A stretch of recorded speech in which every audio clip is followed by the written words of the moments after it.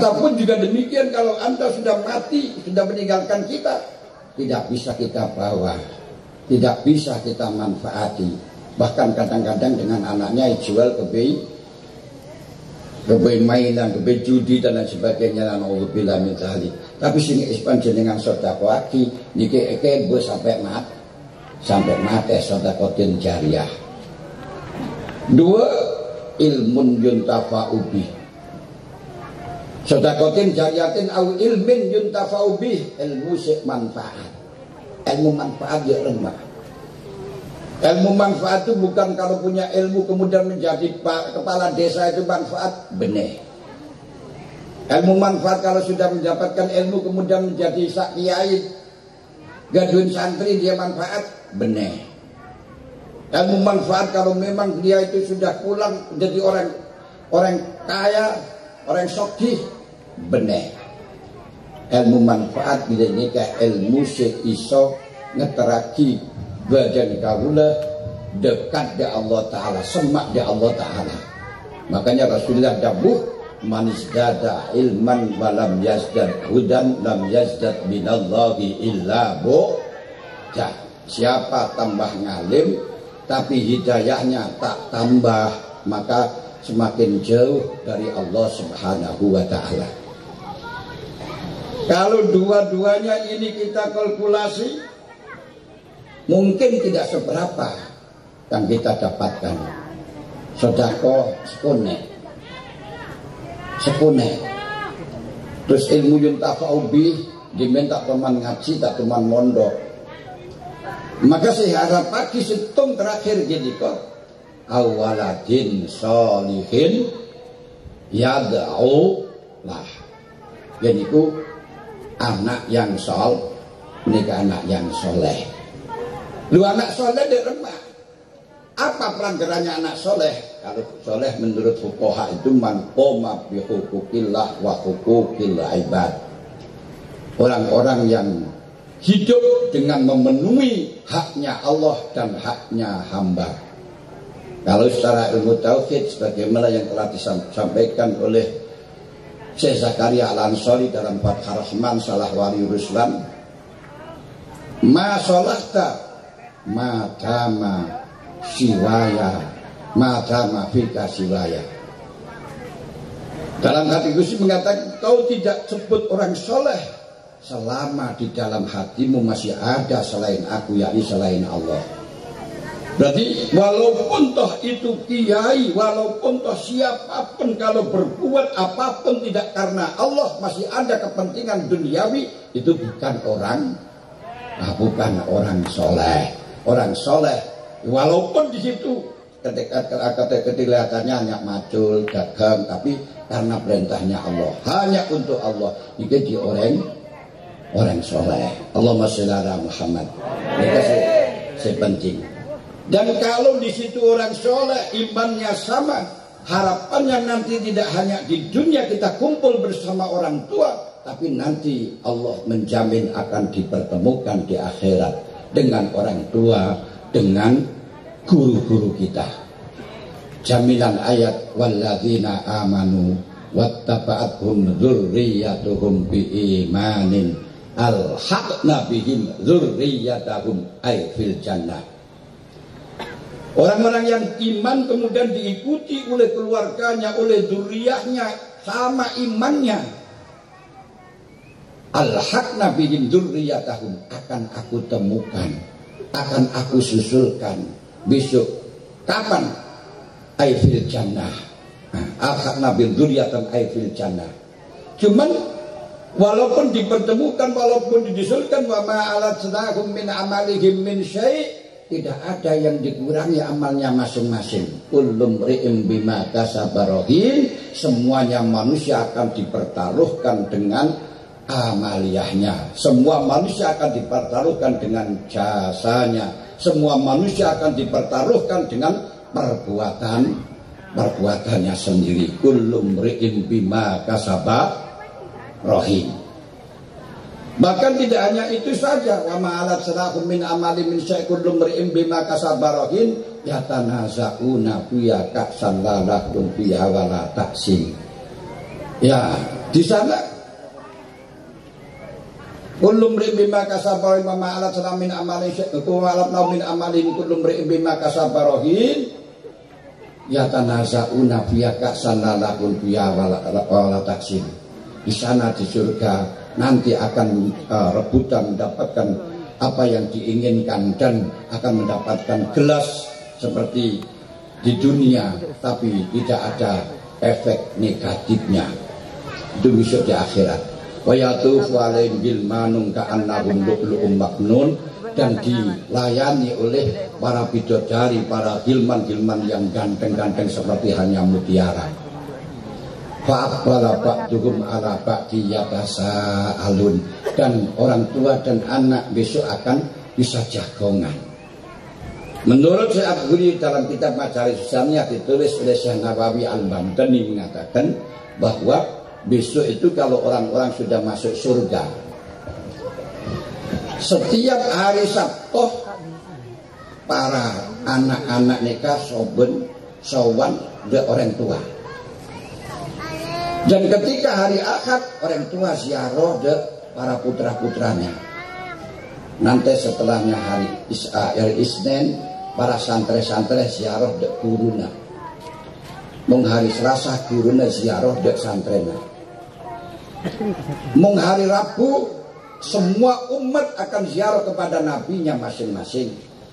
Umatnya Nabi Muhammad akan ziarah kepada Nabi Muhammad, umatnya Nabi Musa akan ziarah kepada Nabi Musa, umatnya Nabi Isa akan ziarah kepada Nabi Isa. Kalau setiap hari Khamis para anbiya akan ziarah bertemu dengan para umat-umatnya. Setiap hari Jumat semuanya sawan di hadapan Allah. Wujuhu yawma idzin nadhiratun lisa'biha radiyah fi jannatin aliyah. Selain itu, selain hari itu kalau ketemu di tempatnya yang menemani setiap harinya, tapi tidak ada hari di sana. Yang menemani terus-menerus adalah istrinya, bukan orang tua, bukan santrinya. Makanya ya adamuskun anta wa zaujukal jannata hum wa azwajuhum fi dilalin alal araiki muttaqiun. Hum wa azwajuhum, orang-orang mukmin bersama istri-istrinya nanti di surga. Fi dilalin, dalam tempat yang teduh, banyak pohon-pohonan. Alal araiki muttaqin, di atas amben dia duduk santai. Kalau bahasa Jawa yang maknanya ini muttaqin leliangan. Kalau diterjemahkan sekarang itu duduk santai. Itu dengan istrinya. Kalau midodari itu nggak bisa menemani, kecuali kalau dibutuhkan ada. Ibarat midodari itu hanya sebagai makanan camilan. Makanan camilan, kalau istri itu makanan pokok. Makanya sebaik-baik makan camilan masih enak makanan pokok. Makanya saya kaduin bini. Nah, aku tadi kanca di surga. Kanca makanan-makanan si camil. Nah, camilan-camilan bitabit di blender katanya. Allahumma sholli ala Muhammad. Ini mukadimah. Hadirin hadirat yang kami hormati, pendidikan di pondok pesantren ini mempunyai keistimewaan yang luar biasa dan pendidikan yang sangat tertua, sangat tua. Sebelum ada pendidikan di Indonesia, belum ada SD, SMP, SMA, SMK, perguruan tinggi, pendidikan pesantren sudah cemerlang, dan pendidikan pesantren di Indonesia telah menjadi pangkalan, telah menjadi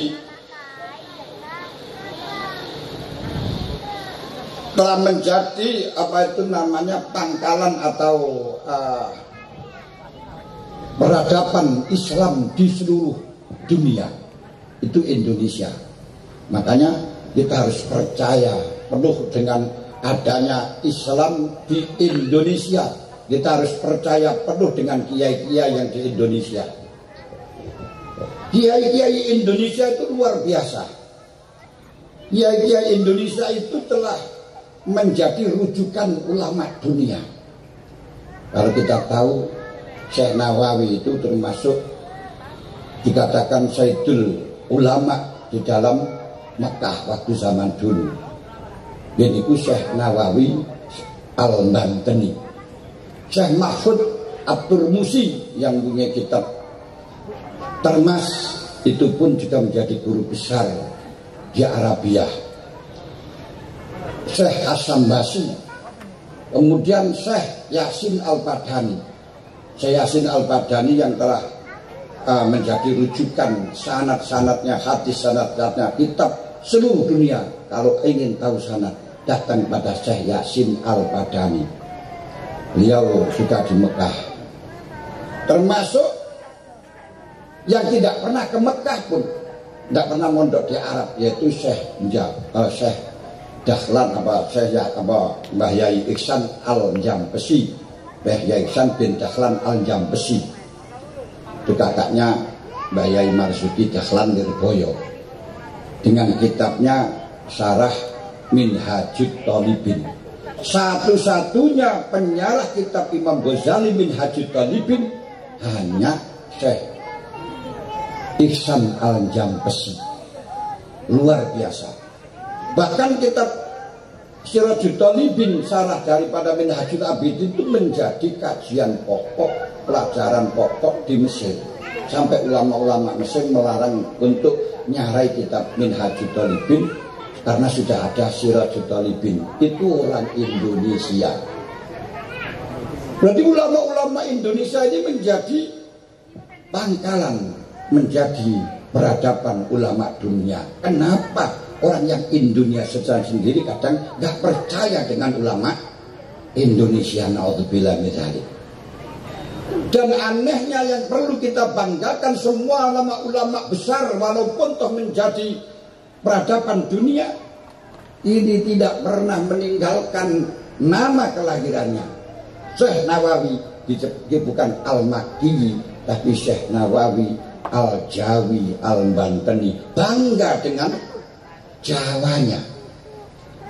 Termasuk Syekh Mahfud, Syekh Mahfud niku kitabnya At-Turmusi. At-Turmusi itu kalau bahasa Jawanya termasi, termas di Pacitan, suatu desa yang terpencil di sana, tapi bisa kondang seluruh dunia. Walaupun orang-orang sana nggak ngerti apa termasi itu apa Turmusi, nama desa.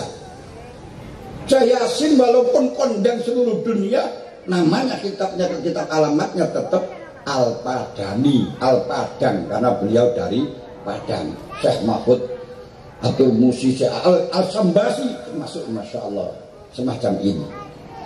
Bahkan yang aneh lagi, Mbah Maimun Zubair itu sering cerita, berkali-kali cerita, beliau niku sowan ke Mbah Yai Ihsan Al-Jambesi, karena Mbah Yai Ihsan Al-Jambesi itu orangnya alim, kitabnya luar biasa, bahasa Arabnya luar biasa. Maka beliau mempunyai dugaan kalau Mbah Yai Ihsan itu bahasa Arabnya ngewes. Beliau sowan dengan ayahnya, terus dengan matur dengan bahasa Arab. Tapi Mbah Yai Ihsan bagaimana? Nggih. Di bahasa Arab nggih. Nggih. Terus lama-lama Mbah Ihsan tahu bahasa Jawi mawon. Bahasa Jawa kowe. Loh, ini artinya bagaimana kita bangga dengan bahasa kita, walaupun toh kita menguasai bahasa Arab. Kalau kita di daerah kita ya sudah bahasa Jawa, di Madura di bahasa Madura, mengoreng Madura bahasa Arab, jadi elang bahasa Madura.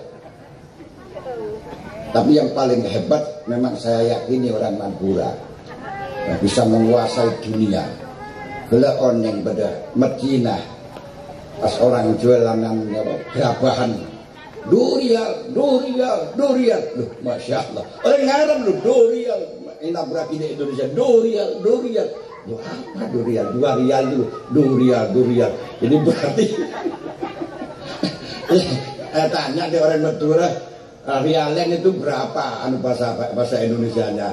Jawab 2 rial. Akhirnya yang menambahkan 2 rial, 2 rial, 2 rial.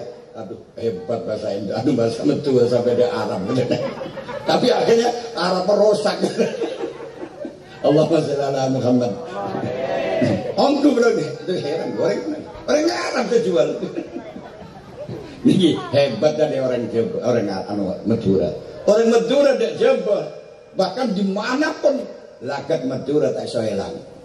Walaupun bahasa Jawa, bahasa Indonesia, pakun lagat Madura tak iso elang. Engkak Mahfud MD walaupun sudah bahasa Indonesia, sudah dosen, sudah menteri dulu, sekarang apa itu tetap bahasa lagi Madura, lagat Maduranya tak iso elang. Tapi mung orang Jawa, dak Madura sedikit sekejap main elang Jawa. Jadi Madura, ini hebat orang Madura. Allahumma sholli ala Muhammad. Keistimewaan pondok pesantren daripada pendidikan lain yang dulu itu menjadi pangkalan, masya Allah luar biasa. Ini setidaknya ada 3 hal. Pertama, di pondok pesantren itu ada taklim dan tarbiyah. Taklim dan tarbiyah. Apa bedanya taklim dan tarbiyah? Taklim itu al-irsyad ila tafri'il masail. Kita mengajarkan bagaimana cara mengembangkan masalah. Itu namanya taklim. Kalau tarbiyah, al-irsyad ilal akhlaqil karimah, membentuk akhlakul karimah. Tidak ada di pendidikan selain pesantren yang di situ mengarahkan pendidikan tarbiyah, yaitu mengarahkan akhlakul karimah. Makanya tamatan pesantren tidak ada namanya pesantren demo pada kiai, itu tidak ada, demo pada guru juga tidak ada, bahkan nilainya jelek pun tidak akan. Tapi kalau di perguruan tinggi nilainya jelek, dosennya ditempelingin dari di demo kan itu.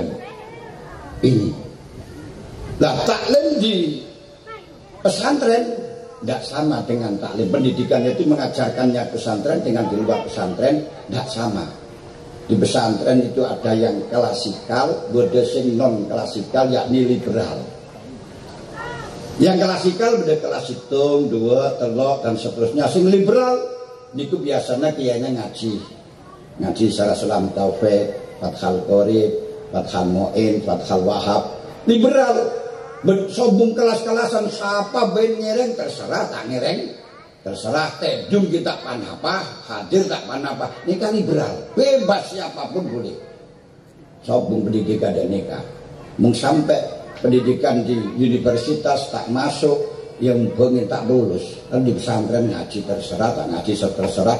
Gula jimen gini, dan nikah sekolah ki dateng kan tedung, malu sareng preman yo leman, dateng pada tedung, jadi kedak tak panapa. Ini pendidikan di pesantren hebat. Yes. Sehingga tamatan pesantren kalau di dalam pendidikan sebagaimana yang disampaikan oleh Kiai Mutamam tadi, mampu mengembangkan masalah-masalah, menjawab masalah-masalah keagamaan bagaimanapun, karena memang ada taklim. Tapi di pesantren juga ada tarbiyah.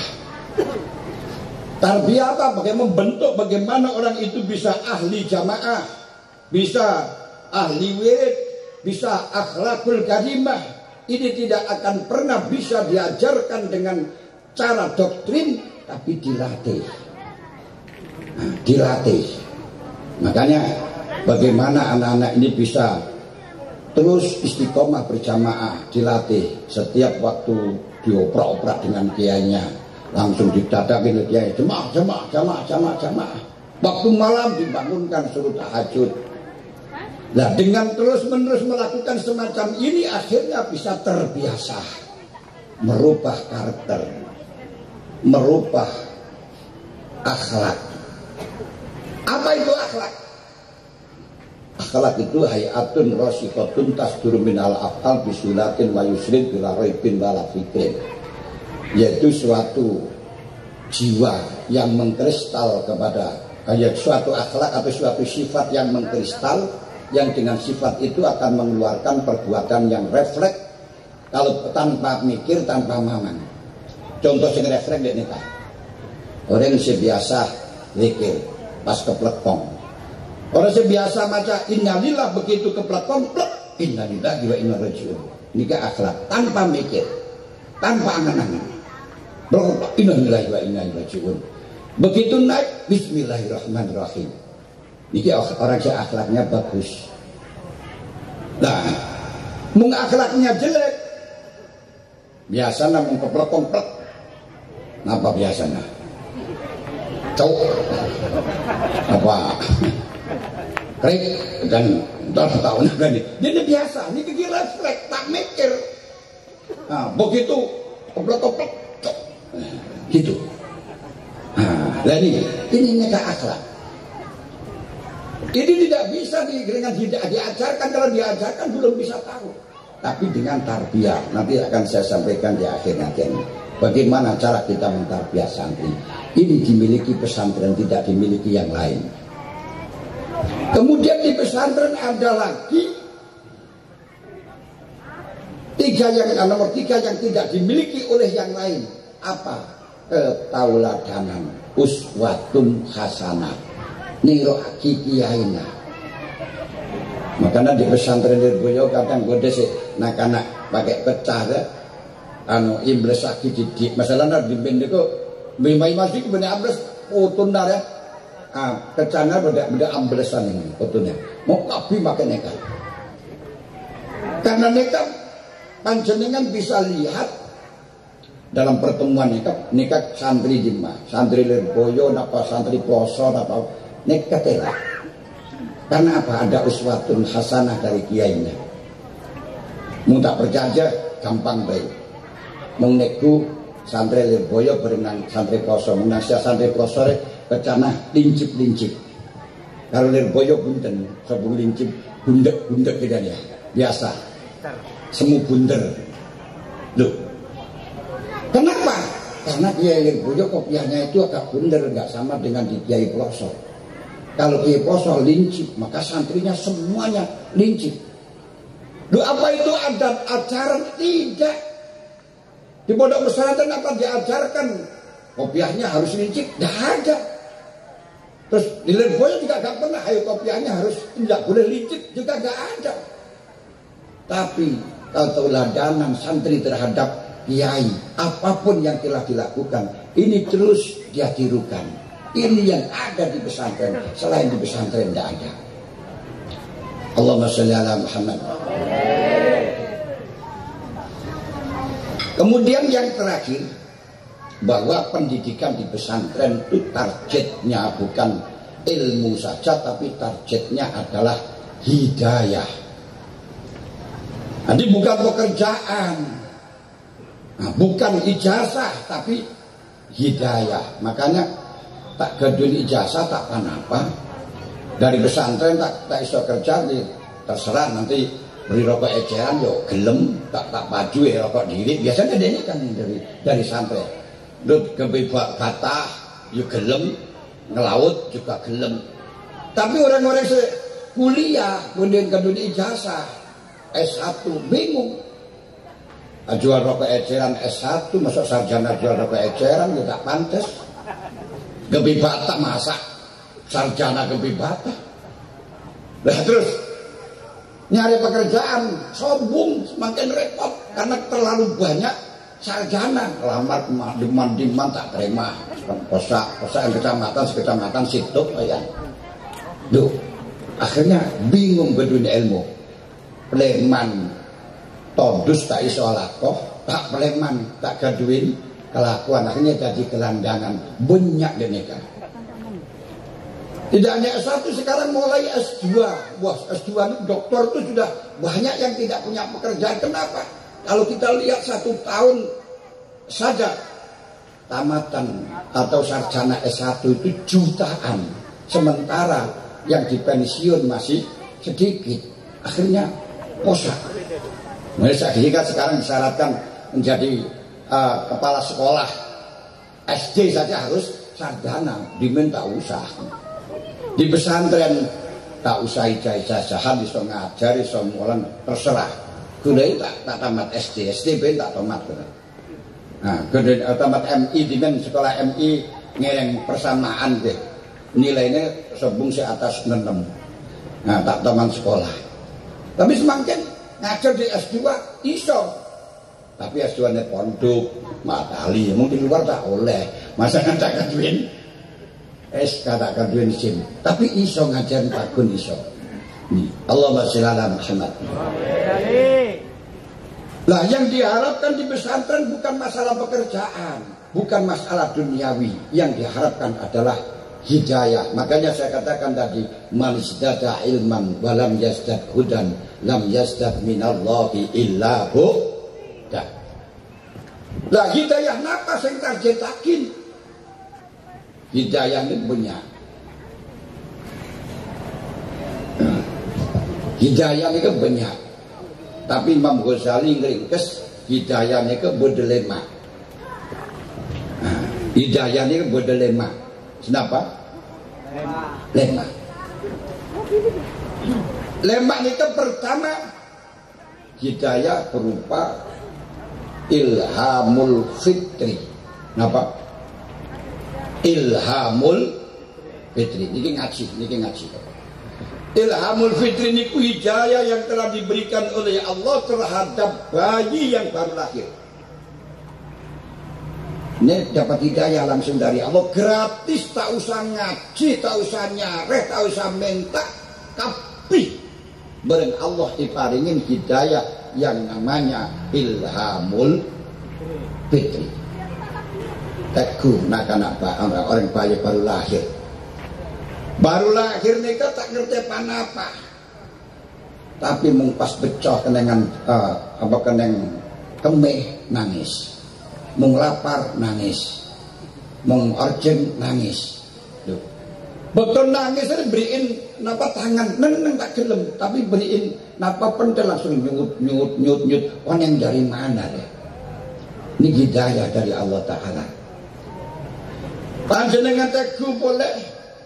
Orang lahir tak iso lakon, tak iso gerak, tak iso napa pun tak iso toju. Tapi mbik lahir, mbik langsung nadek. Nah, siapa sih marahin nadek? Langsung iso nadek. Terus nyareh apa? Miknya orang tua mana? Isarek, oneng, tempat terlalu oneng. Siapa sih ngajarin?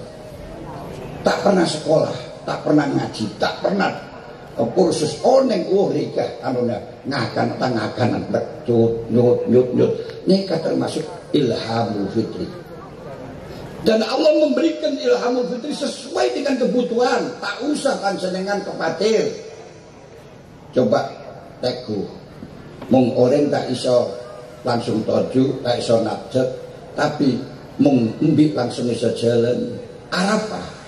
Masalahnya mengoreng orang tuana bapak ngembok ngeriso gendong. Tapi mungbi karena lembek tak iso gendong, orang tuana tak iso gendong, akhirnya langsung iso jalan diri. Masya Allah. Ini kali ilhamul fitri berikan oleh Allah Ta'ala. Ajeng begitu lahir langsung iso jalan. Dua harap iso jalan. Karena mbok tak iso gendong, langsung hujan beras jagung. Begitu beras jagung ekakan langsung keluar ngak kecap. Masya Allah, mesinnya tidak lemah, padahal kabit lahir. Luar biasa ilhamul fitri. Lah kenapa kok hujan beras jagung? Orang tak hujan harus masak. Apa? Karena orang iso masak.